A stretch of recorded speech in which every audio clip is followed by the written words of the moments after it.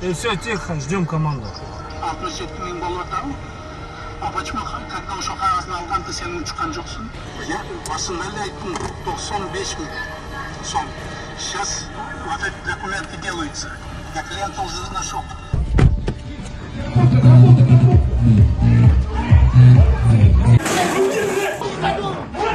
Руки за дом!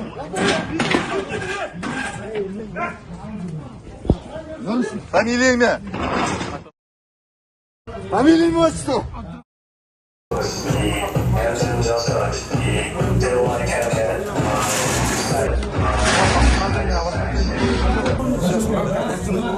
По факту вымогательства.